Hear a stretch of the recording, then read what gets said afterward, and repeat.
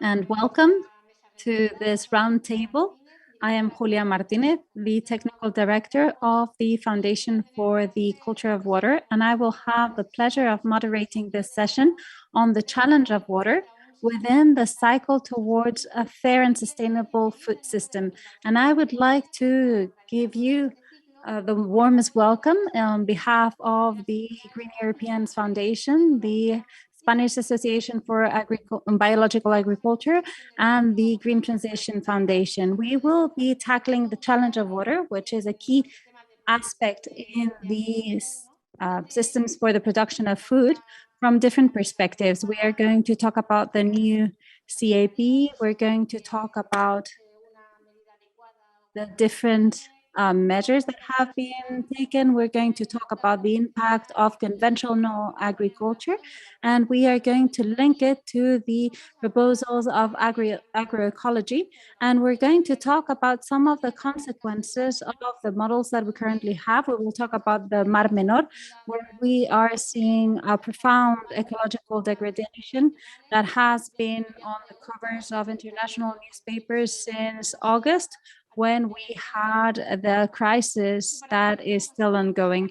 And we are going to have Celsa Peiteado, who is responsible for the food system of WWF Spain, with Concha Faveiro, who's the president of the Spanish Society for Ecological Agriculture, and Pedro Garcia, who is the director of the Association of Nature Champions in the Southeast. And I wanted you to know that there is simultaneous interpretation into English in case there is someone who needs the translation into English.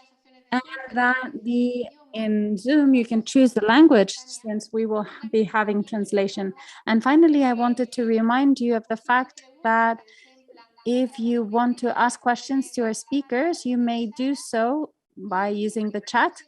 And we will be answering the questions at the end of the interventions of all the speakers. So once the speakers are done with their presentations, we will have a Q&A session so that we may answer some of the questions that you wish to ask. And with no further ado, in order not to steal more of your time, we will start with the first speaker, Celsa Peiteado. We will be asking her 3 questions, and we will give her around 4 minutes per question so that she may answer. So Celsa, first of all, I wanted to welcome you to this roundtable. So thank you so much for participating in it. And the first question is about your opinion. What does the new communitary agricultural policy has to do with regards to the impact of agriculture on water resources? Thank you, Julia. Thank you to the organizers for considering us in this key debate in a decisive moment, because we're actually finishing with the final touches of the CAP and agriculture that conditions the use of water. And in our country, up till now, we have always given priority to industrial agricultural practices, intensive practices, instead of other practices which are not so damaging, such as extensive cattle or agriculture. So we are now finishing with the CAP, and we are considering what will be the strategic plan up till 2027. And with regards to the impact in water resources, we can highlight some good points, some strengths and some weaknesses. First of all, the regulations that need to be fulfilled by our farmers so that they can get subsidies. And amongst those rules, there is the Water Framework Directive. It is very good news. Many environmental organizations have been fighting for this, but the conditionality is still not controlled as it should, and it does not apply to all subsidies. For instance, those subsidies that are being given to fruit and vegetable producers with regards to their planting and their systems, their water systems, does not apply. And something that also worries us is that the basic payment, which are 3 billion a year in our country, is still going to be a priority with regards to irrigated lands. And we have instead of dry land. So if this basic payment is set up as it's supposed to be, according to what has been filtered, for instance, a tobacco producer with irrigated land would be getting 4,000 euros per hectare, but an extensive cattle raiser would only be getting 160 euros per hectare. So this is very unfair because, and if this is approved, then we will keep on giving our support to irrigation farming instead of dryland farming. And we are also worried about the rural development funds and how they will be used, because they're the ones that are usually used for irrigation systems and infrastructures. As Julia was saying, we will be talking about that. And up till now, they only were used to keep on increasing the impact that industrial farming has on the status of our rivers and water resources. If we do not put limits to these irrigation practices so that they really allow for a reduction of use of water so that they have a positive impact in rivers and water resources, they will end up damaging. They will still be used to promote irrigation in areas where there is no water, and they will not be something positive for the land in general. So this worries us. And from our organization, what we ask is for a common agricultural policy that will always bet on dry land farming instead of favoring these irrigation systems that have a clear impact on the status of rivers and water resources in general. Thank you so much, Celsa. So we will now go to the next topic, which is going down a level and ask ourselves what was the evolution of the irrigation systems in Spain and what have been the environmental impacts that this has been causing. For instance, with regards to the overexploitation of rivers and aquifers, or in wetlands such as Doñana or the Tablas de Daimiel. Well, in our country, it's not that irrigation is good or bad per se. Irrigation is bad when there is more surface to be irrigated than that which can be covered by the rivers and aquifers. So we also have to take into account that these rivers, aquifers, and wetlands need to be well tended to, and we also need water for populations and other uses. 41% of the water masses in our country, rivers, and 45% of our aquifers are in a bad situation, but we're still betting for a model that tends to have irrigation grow. We have 3.8 million hectares of irrigated land in our country that have an impact not just in the amount of water, but also in the quality, with regards to the quality of those water resources. And most of our aquifers have diffuse pollution problems that are due to the nitrates that come from the agricultural lands. And we have an irrigation system that is modernizing. Well, now we have pressured irrigations, especially with dripping, but we have not improved the state of rivers and aquifers. And in our country, I'm sure you all know, we always appear in red when we show in maps what the impact of climate change will be. We understand that the Mediterranean will be one of the areas that will be most impacted by climate change. We could have 20% less water available, and there are aquifers and rivers that cannot withstand irrigation practices, the ones that we currently have. And we see that with our agricultural policies, such as the CAP that has just been approved, or with the future economic recovery funds after COVID, we're still promoting this intensive model, which not only has an impact on our rivers and aquifers, but it also has an impact on the farmers and agriculturalists for dry lands. If we keep on promoting irrigation above the capacities of our ecosystems, in many cases, what we do is to overproduce. That is happening with olive oil, for instance, due to the transformation of our olive orchards with irrigation land. It's happened with industrial cattle raising, and we are sinking the prices in the market of these products, and thus extensive producers are now ruined. They abandon their activities or they are forced to intensify, so that increases even more the impact on rivers and aquifers.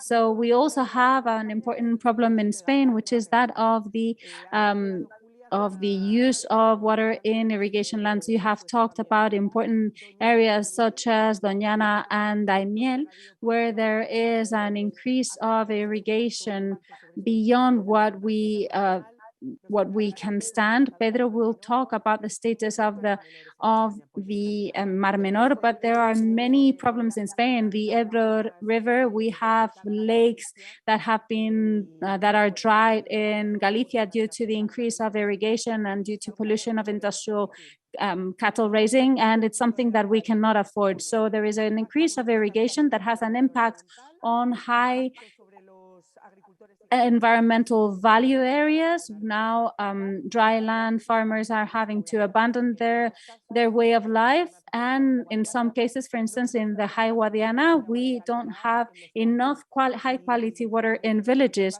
and we had to transfer water from the Tajo to the High Guadiana to be able to cover those populations, because there was an overexploitation of aquifers and pollution due to the agriculture. So it's a very complex problem with different facets: environmental, social, and economical. So the administrations need to reach an agreement.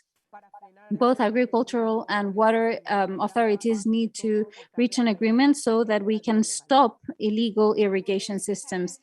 Well, Celsa, you have talked about something which is very important, which is the fact that we need to talk about the modernization of the irrigation systems, and something that the Ministry of Agriculture itself says that this is a solution or a measure to fight climate change and to reduce the impact of irrigation. So I wanted to ask you if this is really the solution for a better irrigation or to better adapt to climate change, and what are the impact of the modification of irrigation. Well, the modernization of irrigation that was promised us to save water so that we could better improve the situation of our aquifers and rivers, but what is happening is quite the opposite. Why? Because when we talk about the modernization of irrigation, what we want is to have an efficient use of the water in agricultural sector, and we think that efficiency is sustainability, but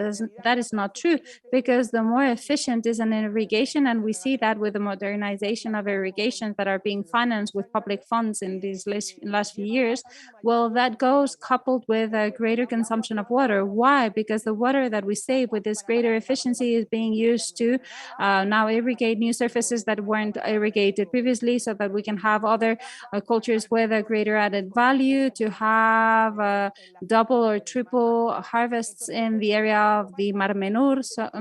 So now we think that the more efficient an irrigation is, the more sustainable it is. No, efficiency is a necessary condition, but it is not enough. That has already been studied by many reports, evaluations of the Commission itself, the European Commission itself. And what is happening is that when you modernize irrigation and when you use the water that was saved to irrigate more, I am losing the capacity of adapting to climate change, as I was saying previously. So these modernizations of the irrigation systems as they're being done nowadays are just an example of a bad adaptation to climate change. What is the problem? Well, they sell it as a solution. We are still investing millions of euros in the modernization of irrigation, and actually we have a new investment package that has been announced. 700 million euros are going to be invested by the Ministry of Agriculture to modernize hundreds of hectares until 2026. And it's a problem because if we do not establish certain requirements to those modernizations, then in 2026 we will have a system that will be even more unsustainable, and many farmers who have decided to modernize their irrigations to be more sustainable will end up having a water suicide. So we need consistency in the application of public policies, clear requirements for these modernizations of irrigation so that the water that was saved can be used to improve the situation of rivers and aquifers. And we also need for all of these investments to be included in a big irrigation plan, national plan, where the Ministry of Agriculture and the different regions collaborate, because in the end, there is a lot of dripping of different projects that are being evaluated in an isolated manner, but we don't have a complete vision of the impact that is accumulated. And we cannot allow for public funds to be still invested in measures that are a bad investment to climate change, because as I was saying, they take us to a situation that will be the suicide for dry land farmers. Thank you so much, Telsa. If that's all right with you, we will now give the floor to Concha Faveiro, our second speaker.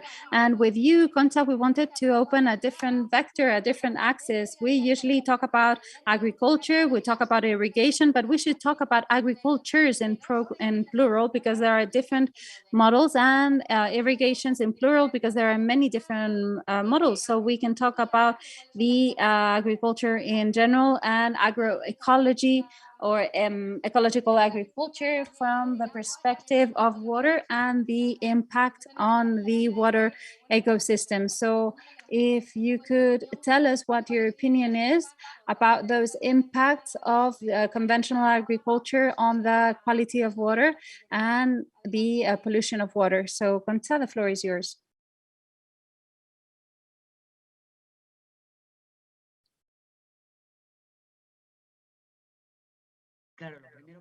Well, the first thing that I have to do is obviously open my microphone. So now it works. So thank you so much, Julia. I am going to share my short presentation, I prepared so that I could have some images hand in hand with my words. Well, water doubtlessly is one of the most important elements and most valuable elements for agriculture and humankind in general.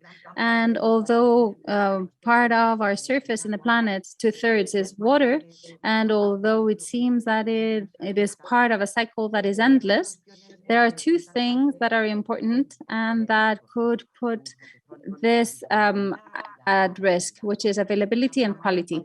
Most of the water that we have is salty water, so it cannot be used for most of our activities. And out of all of those uses, agriculture is the one that uses water most.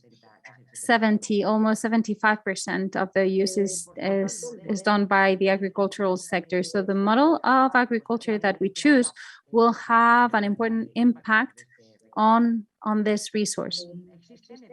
There is enough evidence. There is clear evidence that shows that the pollution of water by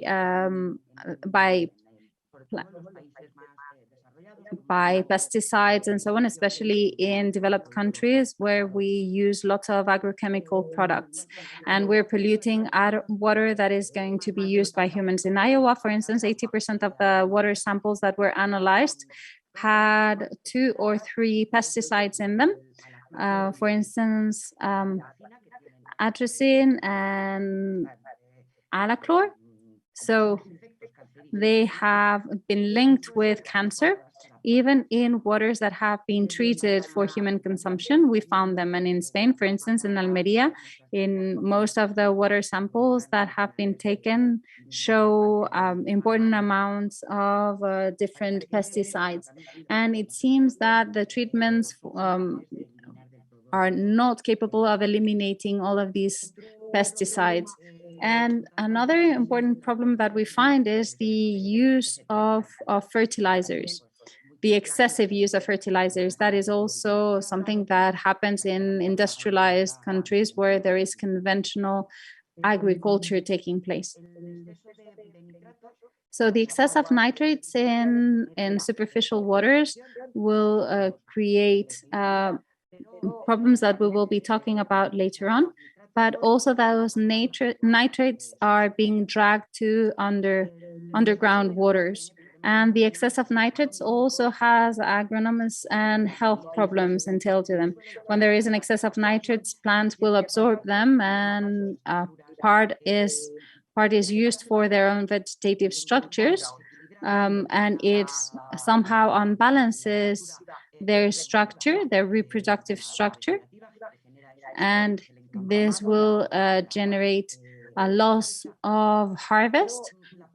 But the part that is absorbed and that is not part of the structures of the plant itself will simply be accumulated as a nitrate, and that obviously that is something that causes health problems amongst those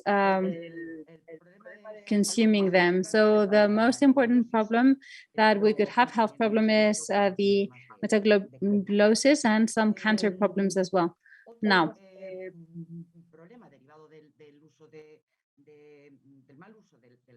other problems that derive from the bad use of water is the fact that sediments end up in water resources that could create problems such as flooding in rural areas or urban areas. Another problem in water masses is, for instance, due to the use of nitrogen and phosphorus. I'm sure we will be talking about that later on, but it is eutrophication. And the last one that is better known is that of the reduction of phreatic levels. As Celsa has said, due to the increase of the irrigated surfaces and the amount of water being used in those areas. And farmers find the water by digging in their own lands. They need to understand that that water is not part of their private system, and you can use it obviously, and but it's a bad use in many cases. In our country, we have seen that the surface is increasing. Now we have high economic value surfaces that are not efficient in the use of water. And the use of those waters is linked to a greater use of agrochemicals that are necessary in this technological package that we have with this sort of industrial agricultural. And there is an increase of the risk of pollution and perforation of the aquifers. Thank you so much. In your opinion, what would be the proposals of agroecology to mitigate these impacts that you're talking about? Well, I'm going to talk about that by talking about the 13 consolidated principles by the panel of experts, a high-level experts of the Nutrition and Food Safety Organization. I like this image because it shows that all 13 principles are important. It's not just some are important and others are not. It's all of them together. So the principles of recycling, reduction, of consumption, and not using fertilizers and pesticides, the health of the soil. As we saw during the previous session, we need to have a soil that is healthy from the biological, physiological, chemical point of view. It has a better structure with a better water retention. It will not be lost through percolation, and it will be available for the next harvest by reducing the use of other aquifers. Now, animal health also allows us to reduce the use of drugs that can also pollute waters. Any sort of biodiversity, whether it is polycultures, rotating harvests, everything will make a better cover, better green cover, which is the best protection for the soil against erosion, and also allowing for contaminants not being dragged to the water. Now, economic diversification allows us to recycle and reuse and reduce the consumption of pesticides and so on in the plots of lands, and also the synergy of better understanding all the processes. We need to understand the synergies of all the processes. Now, the co-creation of knowledge. There are various aspects. We have horizontal transference of knowledge, what we call farmer to farmer, that helps us understand methods, techniques, or even materials to improve saving water and not polluting, but also participative research that includes all the agents of the sector. It increases our different approaches, and it also makes sure that the results are being put in place.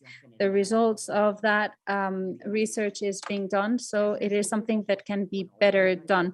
And to a different level, the principle of participation pushes us all to understand what our duties are, as well as demand for our rights to be respected. And then principles 9, 10, 11, and 12 refer to the need of having some sort of partnership between all of us, between producers and consumers, primary sector, tertiary sector, between developed countries and those which are in development, and private and public policies, so that we can reach the common objective of preserving water. So, and something a bit more complete but very brief as well is ecological production. Its basic techniques are always targeting the preservation of the soil and the water.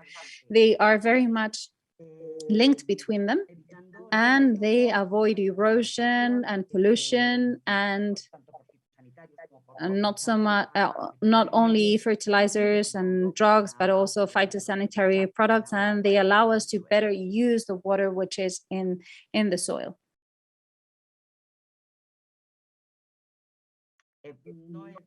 I am not going to read all of those techniques. They're there in the slide. I'm sure you have been able to read them. I just wanted to talk to you about the main effects. Thank you so much, Concha. You have given us lots of different axes that should be tackled in an integrated manner.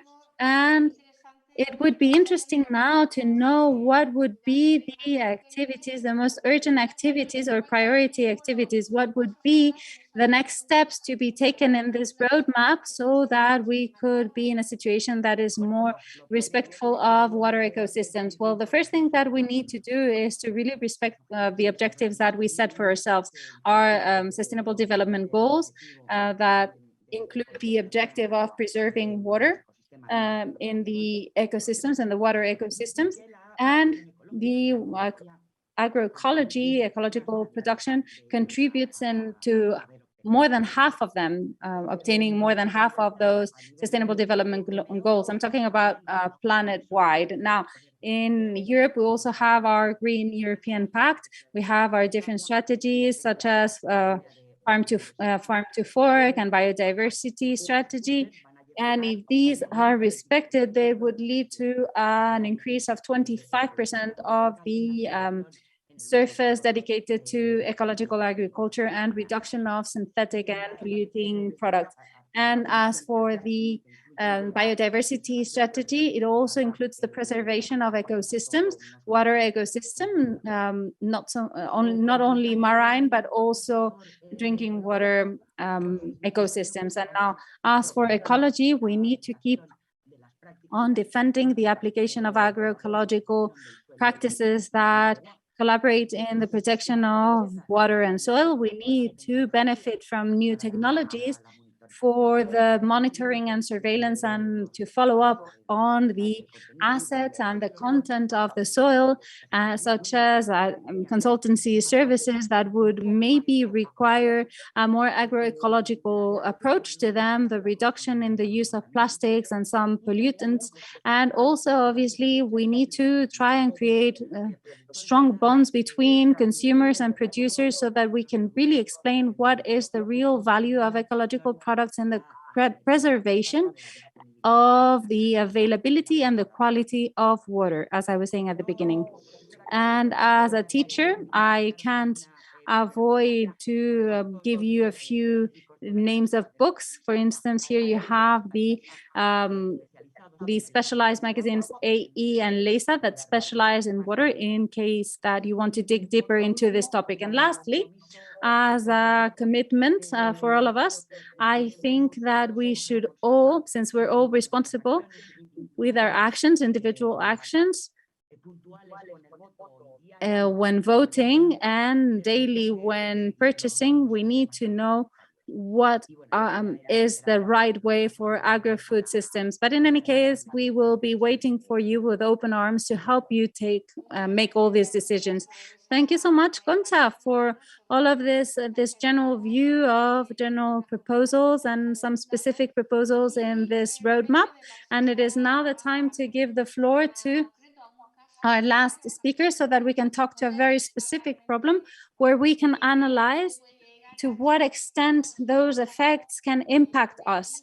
Can those negative impacts can really be felt and show that this agricultural system is not sustainable and it does not allow for a preservation of our ecosystems. I'm talking about the Mar Menor, and we give the floor to Pedro Garcia.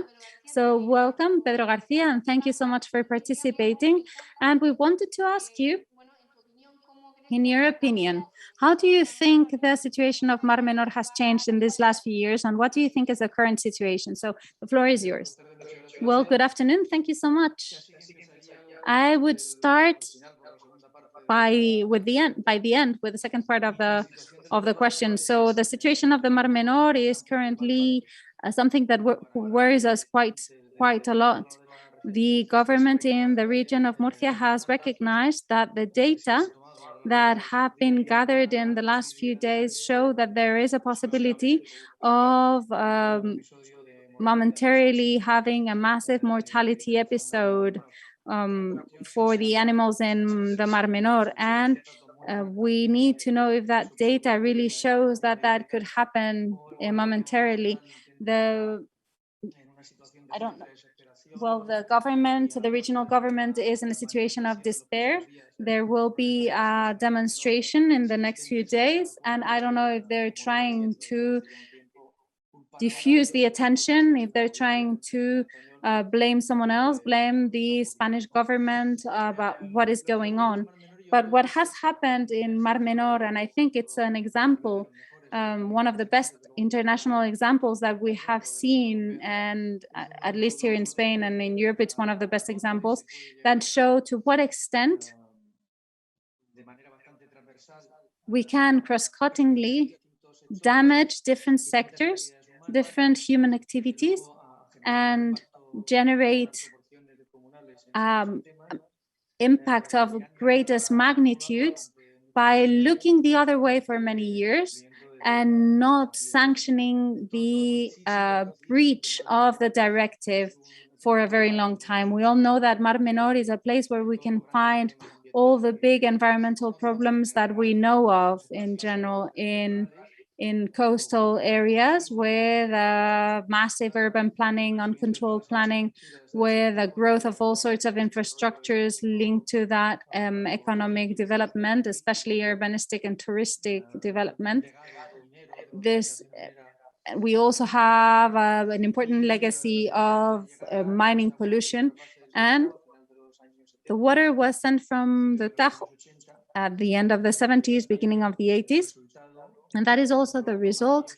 I mean, we have a wonderful example of the consequences of an intensive agriculture that goes well beyond what was planned at the beginning. And this happened and increased without any sort of control. And the first claims that were filed so that the authorities would take some measures to stop this problem that derived from the agricultural uses of water that went from Cartagena to Mar Menor. That was 20 years ago. We filed a claim before the EU. The Mar Menor, as many other places that have pollution due to nitrates from agricultural origin, has recognized this pollution for a very long time.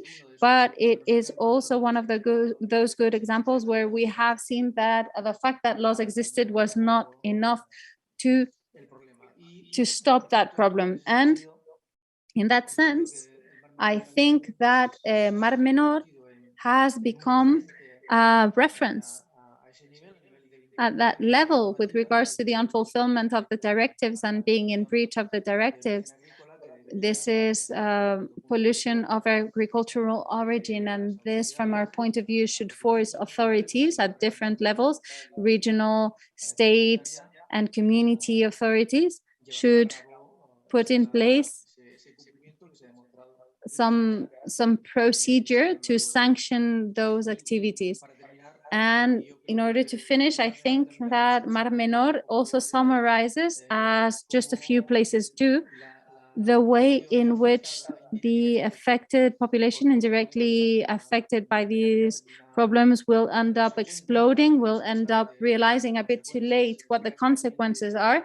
In this case, the consequences of that, of the growth of urbanization, and they will end up recognizing that this problem can have a negative impact in the environment. I'm sorry, but Julia's microphone is off, so we cannot hear her. Julia, I'm afraid your microphone is off. I'm sorry. Thank you, Pedro. And I wanted to ask you, what was the role, in your opinion, of irrigation in all of this? How has it somehow triggered this deterioration of the Mar Menor? Well, fortunately, regardless of my opinion, with regards to the role of irrigation in the area of Cartagena, there are enough documents. Some have been issued by, for instance, the moderator. Today's moderator, she has issued some of these documents where we showed what would be the consequences of the excess of water generated by that intensive agriculture. And even during the moments of planning and development of the irrigations with those filtered waters, we needed some infrastructures at the beginning. So some infrastructures were actually put in place, such as all of the some of the facilities that were created that try to somehow mitigate some of those problems. And recently we have seen some reports by different researchers, and some of these reports, well, some researchers have abandoned the scientific committee of the Mar Menor, which was the body that was in charge of considering what the problems were and try and find solutions for the regional administration. But now they recognize the role of intensive agriculture and the excessive use of irrigation in Cartagena. They consider that it is one of the main elements that has caused the situation, together with other waste and other water that was contaminated that came from urban areas that were especially linked to the problems of heavy rains. But there are many reports that show that those nitrates and sulfates coming from intensive agriculture, some of them, they're permanent. They come from that excess water that comes as a slur. And some were waters from desalination facilities that were illegal facilities, and also due to the water that is filtered and that resurfaces in different points of the Mar Menor. And that is the origin of this problem that we face. So in that sense, intensive agriculture, if we had done it differently from the beginning, if it was a smaller surface, then maybe it would have also created the problems. They would also have created the problem of the pollution of the Mar Menor, because if those measures had not been taken, that problem would have been there. But this intensive agriculture multiplied by quite a bit. You have to understand that Cartagena has gone from 30,000 hectares to, that was what was forecasted at the beginning, with the transfer of water from the Tajo to that area. And we now have 55,000 to 60,000 hectares right now. So doubtlessly, that's the situation. No one has any doubts. We know that that is the main origin of the problem. What's paradoxical is that in the same sector, we use the argument, or it's actually a lie, it's too easy, that they are demonizing a necessary sector that could be compatible with other sectors and with the preservation of the Mar Menor. And they are trying for that message to be believed by the population, but I believe that the population does not believe that message, which is a lie. Okay, thank you so much, Pedro. And I think that there is one key question, which is, how should we reorient this irrigation of the Cartagena fields so that we can actually have an agricultural model that is compatible with the preservation of the Mar Menor. Well, this is where there are more discrepancies, I believe, at different levels in the society and in the economic sectors that are involved and that are impacted regionally, and also in politics, because there are different scales, different levels. We don't have the same approach in the region of Murcia or in the Spanish government. And I think that there is something where we do coincide, most sectors coincide. A couple of years ago or 3 years ago, that was not the case, but we now agree with the fact that where we first need to act is in the excess of irrigation that we have in the fields of Cartagena, especially the illegal irrigations. A few years ago, we were there. We were in Cartagena. They said that we needed to have irrigation areas without authorization. And in the last year, since the fact that the Hydrographic Confederation of the Segura has recognized the existence of around 8,500 hectares of illegal irrigation surface, it is obvious that that needs to stop. And I think that every sector has recognized that the first thing that we would need to do is to reduce those surfaces of illegal irrigation areas.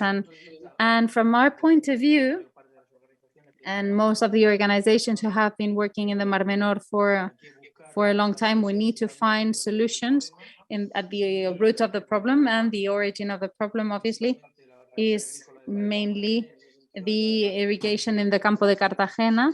And we need to reduce the illegal surface from our point of view. We need to introduce restrictions, controls on the legal surface as well, the number of harvests, the volume of water that is being used by them. For the cultures, we need to introduce improvement with regards to agricultural practices, the control of cattle, and the fertilizers being used, and also the creation of solutions based in nature, such as, for instance, the creation of bush, or the recovery of the rivers that would take the water from the Campo de Cartagena to the Mar Menor, and also the control of the agricultural practices and slopes. We should not be using the slopes, and the land should not be uncovered for a very long time, so that we can protect them from heavy rains. And other measures that, from our point of view, should also be a priority when considering any other solution. We have to mainly think about the recovery of the functionality of certain ecosystems that have disappeared around the Mar Menor, and that has shown that they had an important function, and that has been recognized in many articles. We need to recover our wetlands around the natural spaces that are protected around urban areas. We need to create green filters to channel part of the dredge waters and the water coming from floods due to heavy rains. Those are some of the elements where there are discrepancies. We also talk in other sectors about the creation of infrastructures such as nitrification plants and the association of a big water treatment network called Colector Norte has a different approach, an approach that is not the one that we have, and that should not be the final solution. But in some cases, it's true that it might be necessary to implement nature-based solutions with some infrastructure. Some of them already exist, and such as some desalination plants, and some that do not exist, such as, for instance, some elements that could help. But this is a very complex problem. For a very long time, we have allowed for that to happen, and to reach the situation that we've reached, we have created an important economy of scale, and the challenge right now at all levels is of a great magnitude. Thank you so much, Pedro. If that is all right with you, we will now start with the Q&A with all the participants. I am going to read some of the questions that have been asked. There are already some questions on the chat. I invite you to keep on writing some questions, and if that is all right with you, we will start with the first question, a question for Celsa about whether there is a strategy, an agricultural strategy in Spain, a long-term strategy to face climate change, and whether we are still waiting for Brussels to decide on our behalf, if we're just doing whatever they tell us to do, or if we're really trying to be at the level expected of us so that we can really decide. No, we don't even have a long-term strategy with regards to what the future of cattle raising and agriculture should be for a country. And as the person who's asking on the chat, we should always be reactive. So now we have farm to fork, and now we abide by what farm to fork says. Then we have the new CAP objectives, and the last minute we have to have a strategic plan to conform to what the objectives of the CAP state. We need to have a state vision. We need to have a vision, since we are at a climate crisis, weather crisis, rural crisis, health crisis. Do we really have to wait for so many crises to have this historic opportunity to decide how we want our agricultural system and food systems will look like in 2050? I think that really the people who are here today are really promoting from our different sectors that change. Now, climate change adaptation and mitigation, well, we do whatever Brussels says. We only pass the exams, never excel at them. Yes, that's true. And continuing with the position that we adopt, or to what extent the CAP helps or actually is quite the opposite. It doesn't help us. Blanca is asking a question, and maybe we could ask Concha to answer. Do you think that the CAP favors agroecology, or is it quite the opposite? No, it doesn't favor the agroecology. It doesn't even consider it. It doesn't even look at it from afar. The CAP seems to be the, let me see, all 10 objectives of the CAP were good. I mean, at the beginning with the first draft, it seemed to be positive because it included the possibility of having environmental objectives, and the member states would have to justify the money that they were being given depending on how those objectives were going to be fulfilled. But the reality is that, for instance, the change to this new way of paying, this green payment or greening, or the eco schemes that they're going to be called, we are now seeing that they never even took into account the possibility of an ecological production to help achieve those objectives. It's just a bit, it's business as usual, incentivizing only the big producers and the big consumers. And actually, I would even say that this package of this package with consumption of high consumption, this is going to be favored because there are a couple of eco schemes that refer to using fertilizing plants, individualized fertilizing plants. That is very simple for a big exploitation. You simply have an engineer who will do it. Those are exercises that my students do. That is really very simple for a big company, but not for a small producer who will have to hire an advisor who will create that plan for him or her, an individualized plan for agricultural inputs. So in the end, the clear answer after everything that I have said, the answer is no. The CAP is not considering eco-agriculture in the larger sense, which considers the whole agro-food system, not just the production part of it. Thank you so much, Concha. There is a question for Pedro that doesn't really touch on the impacts of the agricultural systems, but he asks about whether we could do something similar to what happened in Albufera in Valencia, for instance, due to another impact such as the port of Valencia. I don't know, Pedro, if you want to say something in that regard. Well, I think that without really knowing the situation of the albufera in Valencia, well, the albufera has very similar problems to those of the Mar Menor, and the problems derived from agriculture around the wetlands is one of the two main key elements of that situation of eutrophication. But there was one specificity with Mar Menor, which is the characteristic of its waters. We used to be an area with water that was much salty, and in Valencia it was sweeter water. So I think that the problem in Valencia is unleashed in Valencia, in Albufera. So in that sense, I think that comparisons are easy. I mean, I recognize that in this, I do not know in this case what would happen with regards to the port, but the Albufera of Valencia already has a very, very important eutrophication problem.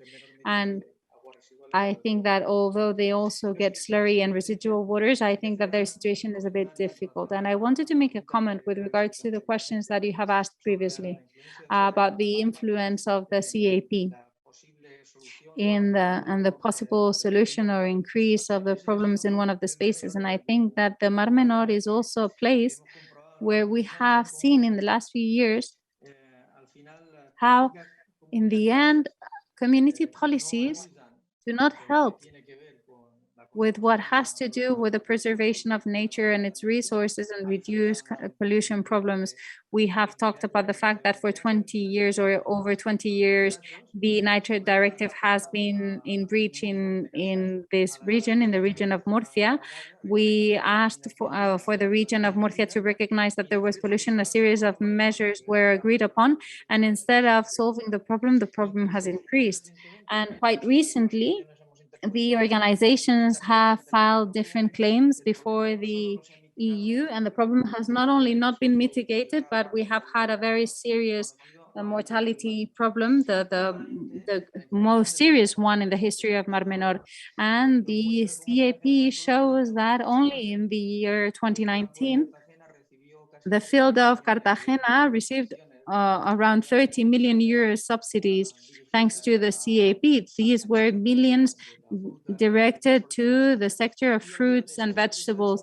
And some of those companies are the ones that are being researched in the Codillo case and the procedure and the legal procedure that is investigating the involvement of many agricultural companies in the pollution of the Mar Menor due to different reasons, such as illegal desalination plants and the fact that they were letting their slurry get into the Mar Menor. So we were highlighting the role that the EU is having in the financing of the situation, because we have also checked. I think this is a great example internationally. We have seen that the water that was saved, for instance, with systems such as drip irrigation, do not necessarily mean that we will save water, but rather they increase the surfaces being harvested. And new technologies, some technologies are being financed by European funds, such as the big desalination plant, such as the Vallemanco desalination plant. Instead of being used to cover the water deficit, they have been used, and this has been recognized by the government, they have been used to provide water to illegal irrigation surfaces. So in that sense, I think that the responsibility of Brussels and the CAP in situations such as this one is quite high. Thank you so much, Pedro. This last thing that you have said about the efficiency of the drip irrigation is taking us back to one question that I wanted to ask, a general question I wanted to ask, that links with a couple of questions that Carmen has asked. On the one hand, it seems that now we have consolidated demand for irrigation, legal irrigation, that would be above the available water resources, and this is going to be exacerbated with climate change.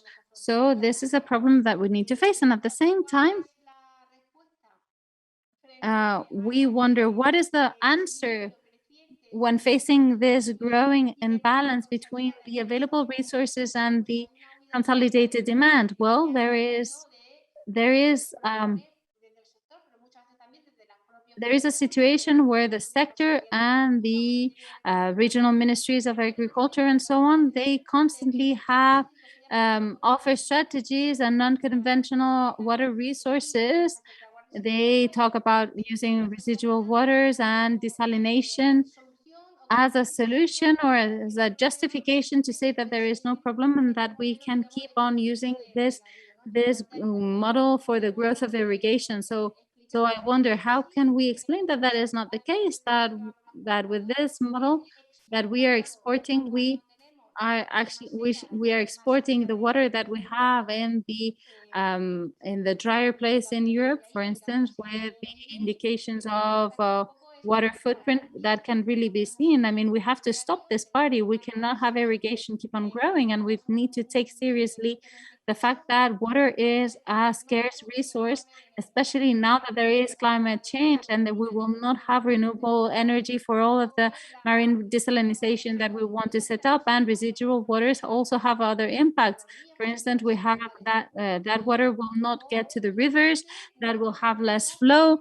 and there is more demand because the more water gets to a territory, the more that territory will grow and its consumption, its water consumption. So Celsa, Concha, Pedro, I don't know if you would like to intervene in that sense, if you would like to take the floor and say that we are seeing a flight ahead. It's like we're fleeing from the situation by running ahead.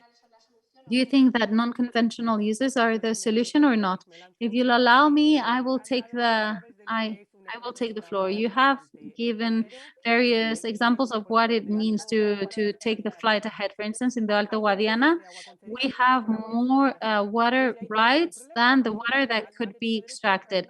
So that's a problem because legally people have the right to take water and that water does not exist. And when we have invested public funds to rescue rights, what we have rescued is rights on paper, but not real water. And we're not even talking about illegality, which is a growing problem. It's something that has that is really a problem. But there are more rights than the water that is available. And then we also have these policies of offers. So how do we find a solution with new resources, as you were saying, Julia, and using regenerated waters from tertiary places, which are the only flow that can be sent back to rivers and wetlands? If I do not substitute it in the end, then the pumping of that with that regenerated water, I'm simply increasing the available water. So this vicious circle I find myself in is even greater. And then as for solutions, well, I think that we need to reorient our public funds so that we do not continue with this policy of offer, and so that we start managing the available water resources. And the role of markets, what Concha was also saying, is very important. What is the role that each of us have, those of us who want to eat tomatoes all year long, and fruits and vegetables all year long, and all of that is produced in the Mar Menor. So in the end, we want to eat everything all year long. We will have to be aware of these impacts, and we will have to have a varied diet that will depend on the season, and we will have to pay a fair price for farmers who do it right.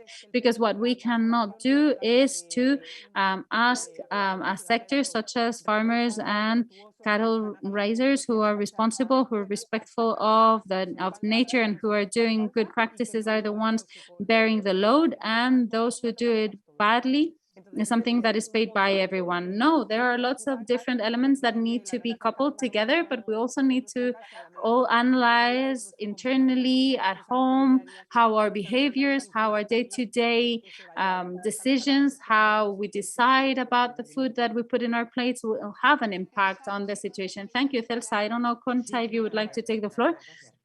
Yes, I wanted to thank you. Yes.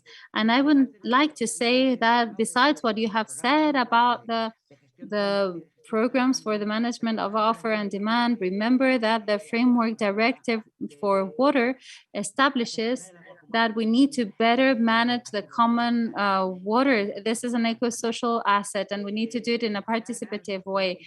We can't expect our politicians to make the right decisions. That would be too naive um, from us, because their vision is always in the short term. They don't think beyond the 4 years mandate they have ahead of them. So from Brussels, we really need to have some sort of requirements so that public policies for water management are done with the participation of societies and expert entities who really know the topic, so that we can have a really participatory process, so that we can reach everyone and try and find solutions. I really liked the word solutions that are nature-based, because those are free and they provide more benefits, more advantages than the ones that we're looking for. Thank you, Concha. Maybe one of the problems that we have to progress, to make any to advance, is that sometimes we find stones or even rocks along the way, and the sector, I mean the agriculture sector, the conventional intensive agriculture sector, is a lobby, and they have a privileged situation as an actor, as a sector, with public powers and in the decision making process, that other actors such as groups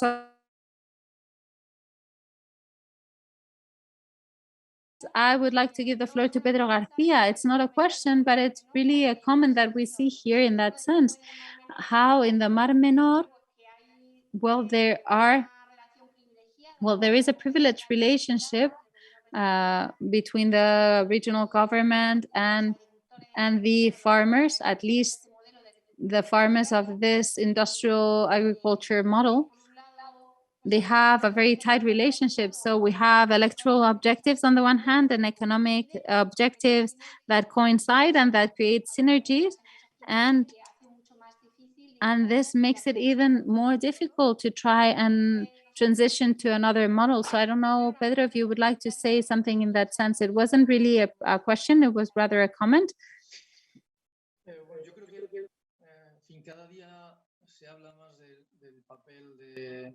We are talking about the role of the citizen and about our decisions, about what we consume and the impact that that could have in the markets and manufacturing processes and the production of certain elements. But I think that what we really must do is use the strength that we have, also organizations. We have learned quite a bit during the last few years, the associations that defend nature and associations for ecological agriculture. We need to exercise pressure where there is possibilities to change things. And I think that the role of the EU is key here. I think it's fundamental. And I am convinced of the fact that what is currently happening in many of the agricultural areas in the coastline in the southeast of Iberia, I'm talking about Alicante, Murcia, or in the areas of Almeria and some areas of Granada, I think it wouldn't be possible to have that situation without European financing, direct and indirect financing, and without European markets. And in that sense, I think that the degree of responsibility of any consumer might be limited, but the reality is not that. Really, it depends on where the product ends up. And in that sense, it's like many products that are produced in the southeast of Asia. So I think that we need to demand, we need to highlight before the EU that we cannot keep on sending funds, EU funds, to an agricultural sector that is not just not fulfilling the requirements, that are not abiding by the directives, but they're even creating impacts of an amazing cost. And the situation of the Mar Menor, all of the budget that is being considered currently to try and find solutions, whatever those solutions may be, whether they're more in origin or creating infrastructures at the end of the pipes, we will end up paying for them with public money, money that comes from the state and the EU. So in that sense, I think that the challenge is a challenge that the EU faces. I think it's for them to play now. What we see in some regions and in some localities is that the public opinion is changing. In the Mar Menor, I don't think that in Spain or in Europe there is a place with so many organizations and citizen platforms saying that the laws are being unfulfilled and they want for new protection figures. And I think that that is really a reflection of the fact that people, once they realize what is happening, they can't believe that the laws have them so unprotected. So that is why they think that new laws need to be passed, and we have laws right here in Spain. If the justice worked, if the administration worked, those laws should be more than enough for those problems to be solved. And we shouldn't have reached this situation. We should not have reached the situation we have reached in El Mar Menor. Thank you, Pedro. We are talking about the role of the EU. We are granting a lot of importance to the EU. And going back to the CAP, what really worries me is the fact that, and if I'm wrong, please, Telsa, correct me, with regards to previous versions of the CAP, now the subsidiarity principle is going to be used more. So member states will be freer to better adjust the CAP. So my question is, in the case of Spain, is that good news or bad news? And the second question is, what margin or what room for maneuver do we have for all of those deficiencies and all of those problems with the CAP to be corrected? What room for maneuver do we have in Spain? Can we improve that situation, or will that room for maneuver be used in the opposite sense? I share your doubts, Julia. The model of pay for results, it says, I am giving you room for you to make a custom-made suit for you in your member state, but I need to have more of these birds. We need to have a just pay for the primary sector, but the problem is that we have certain things lacking in water, and they're going to be measuring us by the consumption of water for irrigation lands. But what we want is for the water masses to be measured, because you might have reduced your water, but I'm still polluting waters, aquifers, and wetlands. Opportunities, we have them all, because this is a custom-made suit. We could have a CAP made from scratch, and we could really help extensive practices, and we could always consider that the preservation of bushes and agroecology to be prioritized, and we could reach all the way to the final consumer with regards to food, and we could do marvelous things. But what's the problem? Well, you've already said it. There are lots of votes, there are lots of acquired rights, there are sectors that have a greater capacity of influencing more than us, the associations who represent the interest of the civil society. And due to the news that we have been given, I don't think that it will change. We will see that there will still be more support to irrigation than dry land, and we will lose another 7 years time. And I don't know what situation we will be in 2027, if we will have intensive agriculture, if we will still have ecological products for people who are worried about their health, because what we cannot do is keep on using public funds endlessly for this damaging model. Thank you, Celsa. And well, we see how important it is to have European policies and the role of Brussels and the limitations. We're also seeing that. Celsa has already said it. So we're going back to what we can do, we citizens can do. And I wanted to ask you, Concha, are we taking steps towards a better situation? Concha, how's that relationship between citizens and agroecology and sustainable ecology? Where are we? Are we making progress? Are we in a better situation than 10 years ago? And Are there promising lines in that sense? How do you see the situation? Well, yes, the situation is better than 10 years ago, a bit better. But I think that my opinion is that the situation is a bit more extreme. You know, this Gauss belt situation, it's wider now. It's true that we have lots of extraordinary initiatives that are well designed. We have projects that are being set up that have the best intention at heart, but in many cases, they have a lack of consultancy or support, and sometimes a lack of market as well, and they can't reach a certain market. And also, on the other hand, we have another big group of our population that is thinking that the technology is going to save us from every problem that we have created with that same way of thinking, really. So I think that information is still very important. Training is very important. The co-creation of knowledge is important. To listen to all the voices out there, to try and find solutions amongst all of us, and to set them up amongst all of us. Our citizenship is willing to reduce its consumption. It's the consumption of luxury products such as tomatoes in January. If we were to explain to them clearly what it means to consume tomatoes in January, and if we give them other alternatives so that they know what other foods with vitamin C they could consume.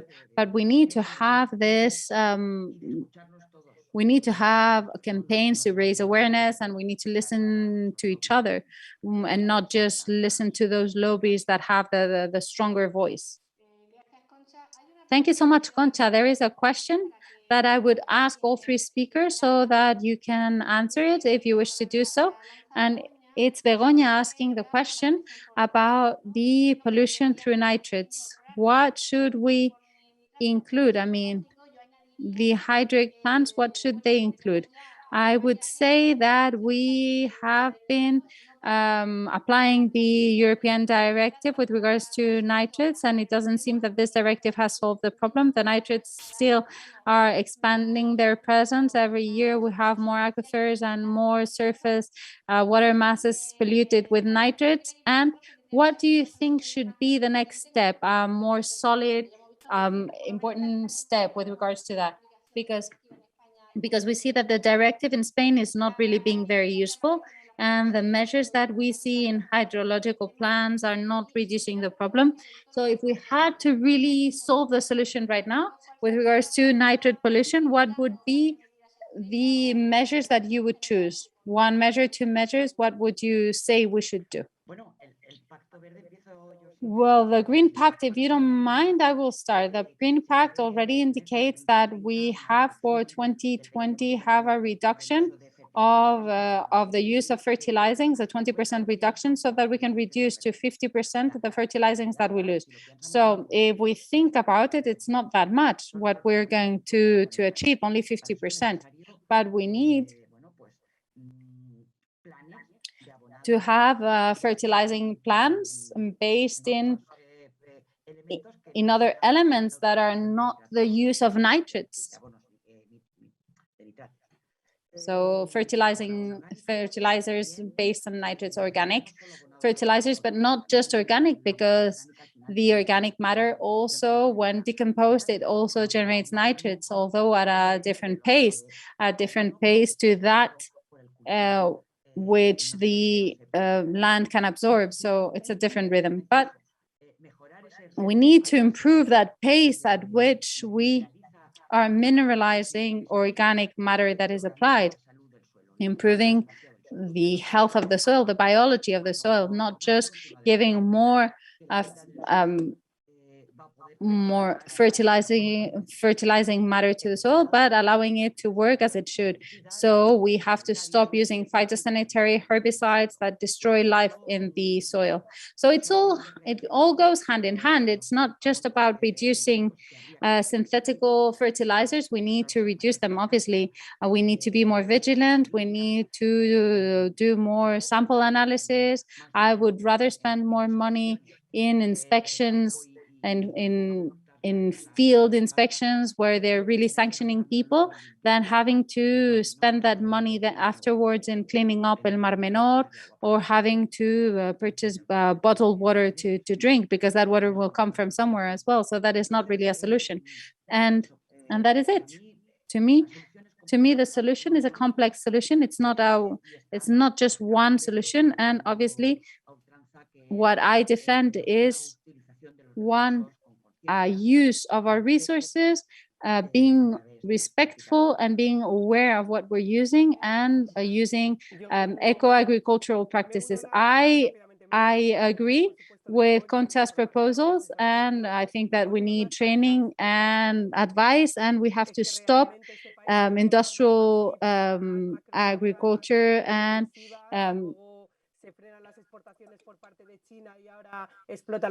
you know that right now we have public funds trying to save a monster that we have created with public money. So industrialized farming needs to stop. Industrial stock breeding needs to stop. And we need to give our support to extensive stock breeding. Yes, it's obvious that we need more solid laws. The laws need to be enforced, because in the case of the Mar Menor, we had laws that were there. We simply didn't enforce them. We had all sorts of international and national protections, lots of regulations, regional, national, and the problem was not really the laws that whether they were good or bad. It was simply that they weren't enforced. And then there is another tool that I don't know what you think about it, which are the financial or economic tools. So the urban users are all paying for a waste canon because we are polluting the waters, and that tax is then used to treat the waters. But the agricultural users do not pay that tax. They don't pay a tax for polluting the waters. I'm not just talking about nitrate pollution, but also phosphorus, pesticides, etc. They don't pay for their pollution. The principle of who pollutes pays, it does not apply to them with agricultural users. And I would like to know what you think about it, Celsa or Concha Pedro. I don't know, whoever wants to take the floor. We have a big bill to pay in other sectors, which this irrigation sector has created, in the tourism sector, in fisheries, and the value of housing. So I wanted to know if you think that this principle of who pollutes pays should also be applied to them, because this is social injustice for certain users who are polluting do not pay for that pollution. So these agricultural users are not paying, but we urban users do have to pay that tax. I think that is not just that, really. For instance, intensive agriculture in many of these areas with agro industry that are very profitable, especially in areas where the weather is very nice, such as Almería, Alicante. Well, in our land, at least, the water, the depurated water that goes to the agriculture is obtained freely. They don't pay for that water. So I think that I'm going back partly to the question that you asked previously. I think that with regards to scientific knowledge and how to act, with regards to fertilization and plague protection, right now the tools that we have are more than enough if we were to apply them correctly. So intensive farming, if we had a reasonable amount of harvest a year, we would not be really generating any impact at different levels. I'm talking about pollution, and they wouldn't pollute the water and the underground water. And I think that the main challenge is that the administrations have to work so that the laws are enforced and respected, and so that they wouldn't get any subsidies if they are contributing to pollution, or if they do not fulfill the sustainability requirements that that our previous speakers have explained. So I think that's the main challenge. Celsa was saying that she didn't really trust in the new CAP redirecting the situation, correcting the mistakes previously made. So since 1919, when we had the first important mortality in the Mar Menor, until this summer when we had a greater one, nothing was done. What we have seen is that the money that came from the EU for the agricultural sector has gotten to them without any conditions. I mean, they didn't have to fulfill any conditions to get that money. And the governments that have gotten money to solve the Mar Menor have not really used that money for actions that have helped El Mar Menor. And nowadays, right now, at the Mar Menor, we have water coming in that should get to a river and not not to the sea. We have around 300 liters per second that come from agriculture. So to finish, I would say that unfortunately, in some cases, not in all, we cannot use the same measures in every place, but in some of these places that are degraded areas, I'm thinking, for instance, of Ejido, all the greenhouses of Ejido, where the problem of the degradation of the ecosystems or the natural spaces that are protected are not being respected.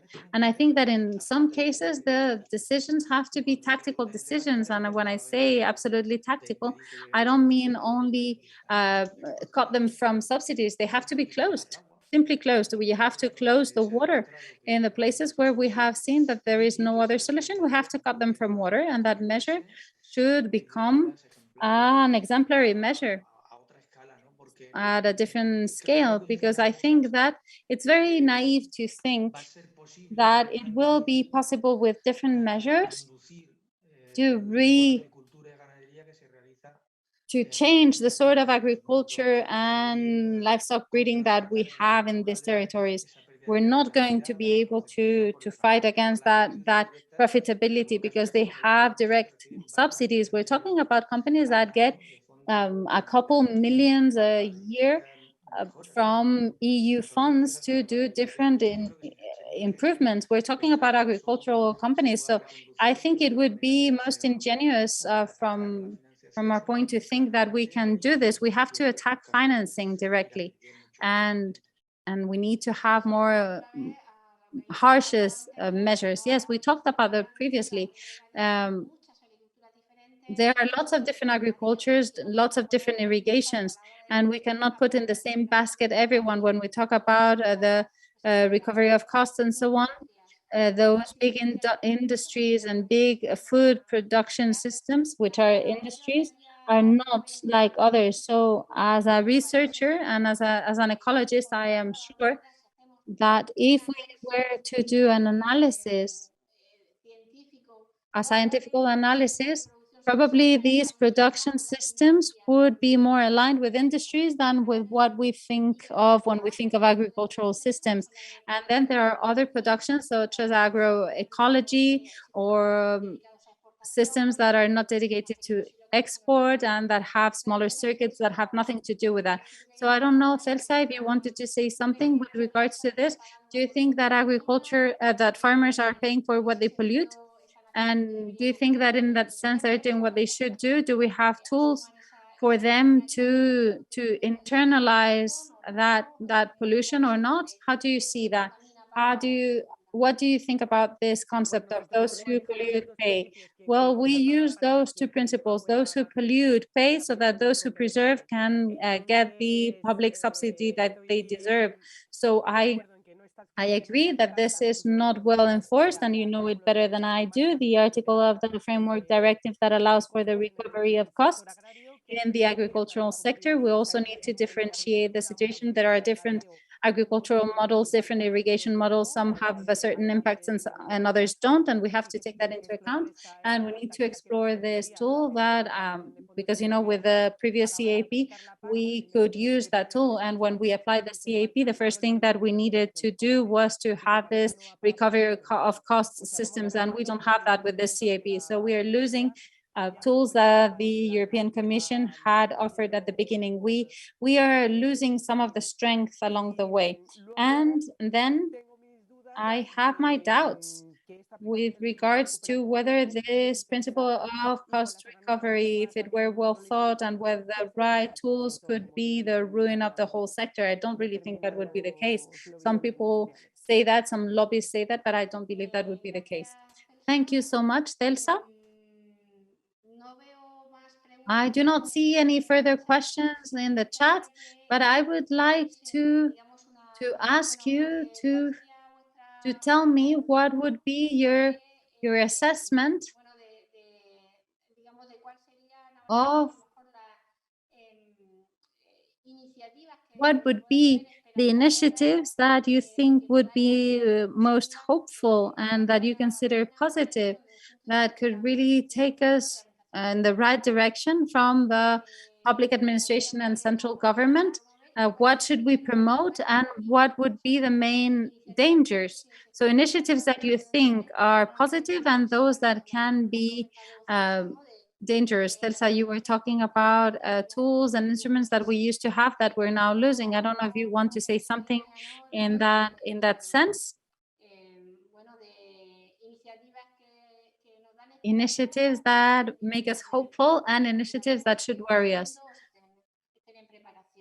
Things that are being prepared. I know there are lots of them, but one that you can think of right now.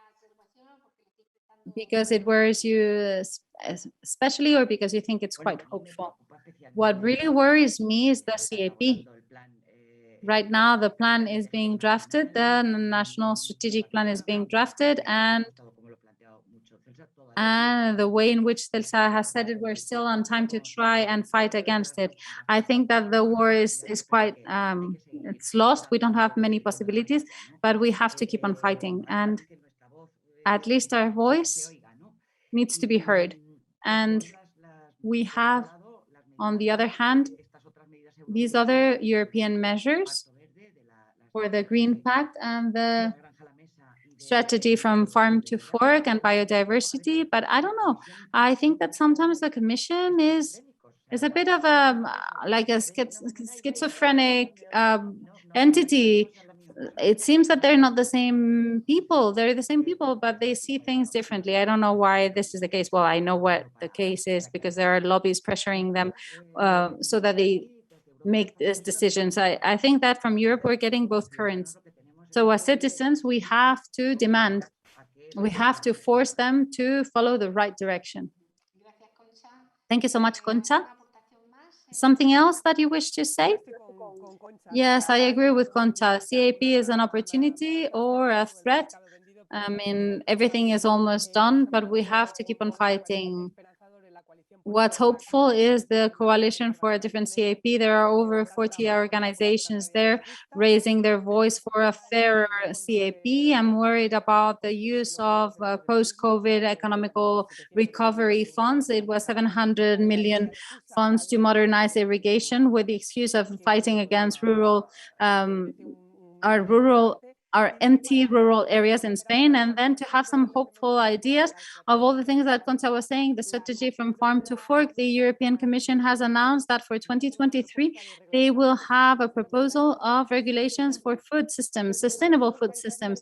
So as an organization, we are already preparing some ideas so that we can tell them what we think that this proposal should have and not go against. We need to be reactive instead, and we need to be reactive instead of being defensive. So please contact WWF, Coalition for Another CAP, to talk about these topics. And we need to consider that at least in 2023, we don't know what will be there, but there will be a new rule with regards to sustainable food systems in Europe. Okay, well, thank you very much, Telsa. And before I close, I will answer a couple of questions about incentivizing the proximity consumption, whether it would be beneficial. Yes, obviously it would be. I think we all understand that a globalized market or international market creates lots of problems in origin where the product is being generated and important problems in the destination as well. So that is why we need to have a local production. markets, and we are importing food that have a social impact in the food sovereignty of many societies, and the transportation system is also something that is not sustainable, because we have to try and stop using fossil fuel, so we have to go to food sovereignty systems with proximity strategies. And there is another question, which was about circular economy, whether that would be beneficial. Yes, obviously, everything that is closing the circuits of economy so that one material does not end up in the bin, so that it can be used again for the next process, and then the next process, well, then obviously that would reduce our impact quite a bit, everything that has to do with pollution. So circular economy is about eliminating the the pollution step. So the benefit is quite clear. And finally, there is another question by Marisol. She was saying whether we want to talk about residual waters. Well, basically, because there are still some municipalities with less than 2,000 inhabitants, there were different stages for big cities, so that they would have their own water treatment facilities, then the medium size, and then the small municipalities. And those that have less than 2,000 inhabitants, they also need their water treatment plants. And there are municipalities, very small municipalities, that still don't have a water treatment system, but they have had a very long time. The directive for residual waters is from dates since 1991. So a long time has gone by, and that is why we are paying an important sanction. Millions of dollars are being paid. And then I will connect this with reuse, that we have to be careful with the reuse water programs, because they have a clear effect. It is beneficial in coastal areas, but in the mainland, it is better to reuse the water in an indirect way. So when the residual water goes back to the river, and then at the end of the river, we maintain that functionality, their environmental functionality. This depurated water will go to the river instead of being used directly, which is what is being promoted, because we will not have circulating flow, and that has a negative impact. I just wanted to answer to all the questions that have been asked. And I wanted to thank once again all the participants, Telsa, Concha, Pedro, for being here, as well as all the participants. Thank you so much for being here. We had over 70 people here at some points, and I wanted to say that this is going to continue, that the next session will be the hidden cost of cheap food, which will be next October 7th at 5:30. And I also wanted to remind you that until September 30th, which is, I think, on Thursday, I believe, Thursday will be the 30th of September, we are gathering signatures. I'm going to give you the address here, the link on the chat, to give your support to sustainable agriculture process that will protect the bees. I can't copy the link. Well, here it is. Here you have it. So here you have a link to save bees, and you can support this in a European consultation. So thank you so much. And I wanted to thank all the organizers who have given their support to this cycle, for having allowed us to be here today. So I would like to thank the Green Europeans Foundation, Casa Encendida, who have provided us with the means, Fundación Transición Verde, and we will see each other on October 7th, next October 7th. Thank you so much, everyone. Thank you. Thank you so much.